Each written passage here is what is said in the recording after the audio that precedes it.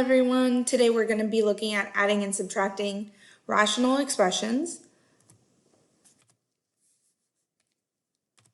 For your steps for adding and subtracting rational expressions, feel free to pause the video, write them down, but you're going to factor the denominators so that you can find the least common denominator, multiply both the numerator and denominator of each fraction by what's missing from the least common denominator.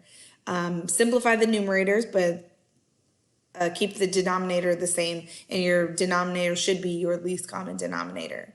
And then when you're subtracting, just make sure to distribute the negative to the next numerator, and we'll look at examples of all of that. So let's look at just a regular fraction with just numbers first. So if I have 2/3 plus 1/18, in order to be able to add these, I need a common denominator. Now the best way to do this is to find the least common denominator. I don't know why that zoomed out. There we go. Okay. So if I look at the denominators, my denominator here is 3, and 3 is prime. 18 isn't prime, so I'm going to factor it. The factors that make up 18 are 2 times 3 times 3. So my least common denominator, if I write one of them down, I have a 2 times 3 times, if I write this 3 down, 3. Now from the other fraction, what am I missing that's not already written down? Well, I'm missing this 2 and one more 3. So I need a 2 and a 3, which means the least common denominator is all of this, which is 18. So right here, 2/3, I need to turn that into something over 18. The 3 is missing. I have 1 3, I'm missing these 2. So I'm missing a 6. Plus 1/18. The least common denominator is 18, and I already have 2 3s and a 2 in here. So that one doesn't need anything. So right here, I would just simplify the numerator, 12. Now, in this case, I would simplify the denominator just because they're numbers. So if it's a monomial, you're going to want to simplify, but not if it's a polynomial.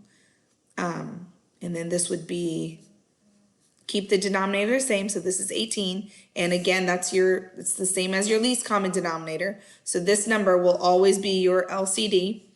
And then the numerator, you combine like terms in the numerator. So 12 plus 1, 13. So 2/3 plus 1/18 is 13/18.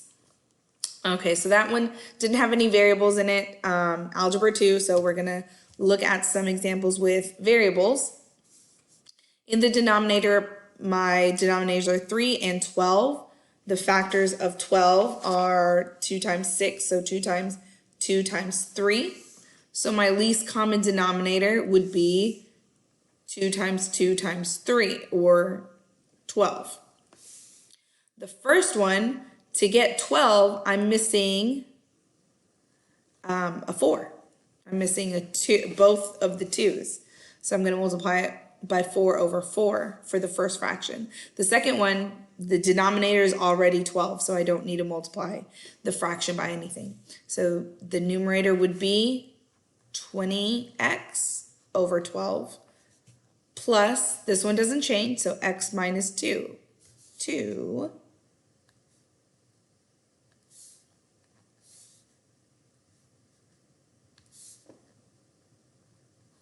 over 12.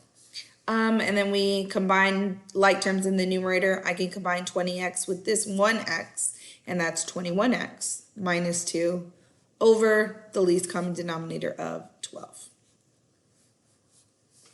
Okay. Here, 5x is prime, 2x cubed also prime. So 5x is made up of 5 times x. 2x cubed is made up of 2 times x times x times x. So least common denominator, write one of them down. Doesn't matter which one you write down. If I write down 5 times x, then what am I missing from here? Do I have a 2? No, so write it. Do I have 3 x's? No, I only have 1, so I'm missing 2. So my least common denominator would be all of this, which is 10x cubed. So our first fraction here, the denominator is 5x. So I'm missing, I have this 5 and I have this x. What I'm missing is an x and 2 and 2 x's. So I'm missing 2x squared. Multiply that first fraction by 2x squared. For the second one, I have the 2 and 3 of the x's, so I'm just missing the 5. And if you look here, there is a subtraction sign. So with that, you're going to want to distribute the negative, turn it into a plus, and then the 3x into a negative 3x, and to the 2 as well. So you distribute it to the entire numerator. And we'll keep this one the same.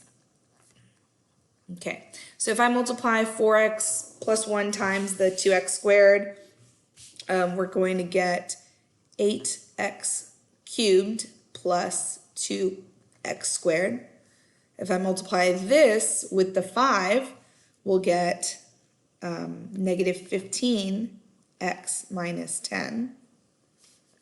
And then this would be all over 10x cubed. I'm going to combine like terms. So there are no like terms, actually.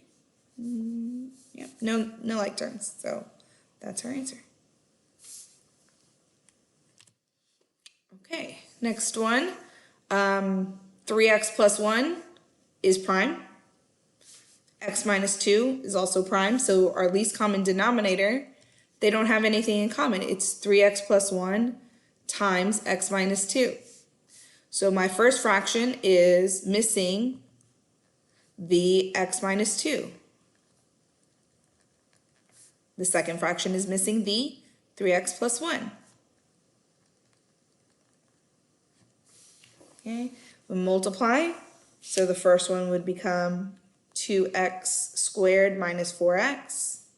This one would become 12x plus 4. And they would both be over the least common denominator, x minus 2, 3x plus 1. So I've stopped writing the fraction twice because you're just going to combine them anyway. And as long as they have the same denominator, it's fine. So now combine like terms, 2x squared. We can combine these two to get 8x plus 4 all over the LCD.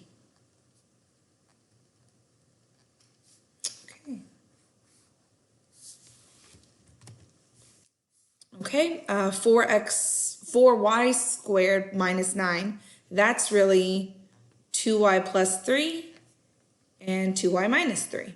So for 4y squared minus 9, that could be factored into those two things. 2y minus 3 is prime.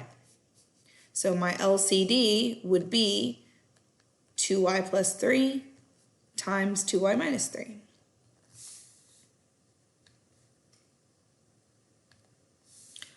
This is a subtraction, so I'm going to go ahead and distribute it to the second fraction, only to the numerator, so this would become a negative 4 over 2y minus 3.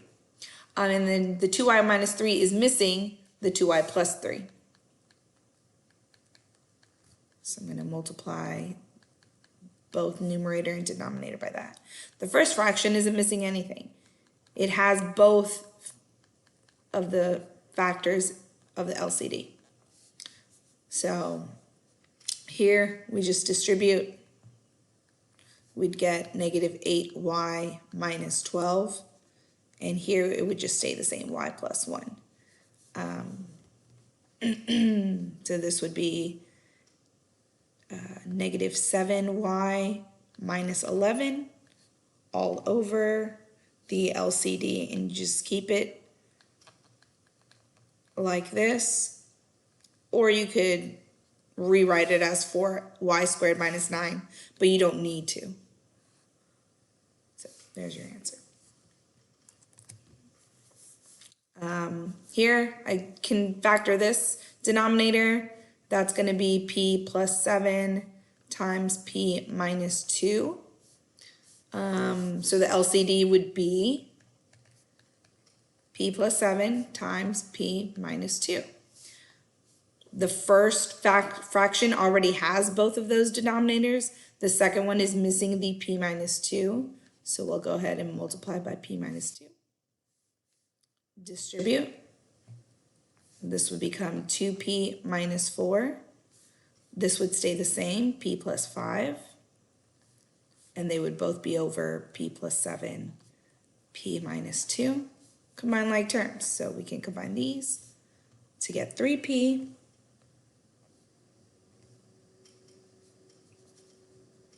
And we can combine these to get plus 1 over p plus 7, p minus 2. Okay.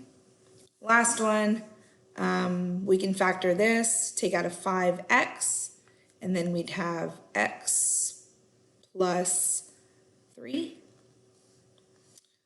So the first one, x minus 2, is prime.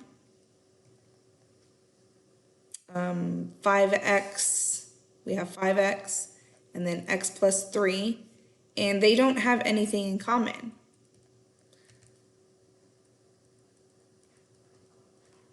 They don't have anything in common, so the least common denominator would be all three of these things. 5x times x plus 3, also times an x minus 2.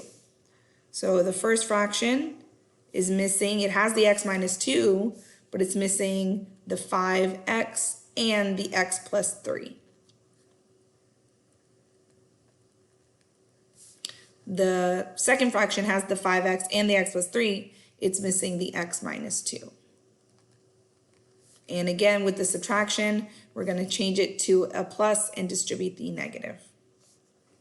So then right here, when I multiply 5x times x plus 3, then multiply that times x times 1 minus x, we'll get 5x squared plus 15x minus 5x cubed. Here we'll multiply and get negative 4x.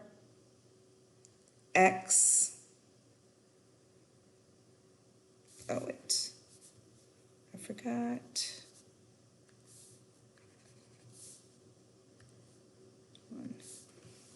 Minus 15x squared. And then right here, minus 4x plus 8.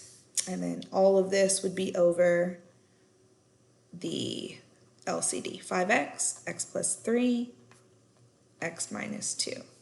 Combining like terms here, 5x squared, negative 15, x squared would be negative 10x squared. Oh, negative 5x cubed. 15x minus 4x, positive 11x, and then plus 8, all over the LCD.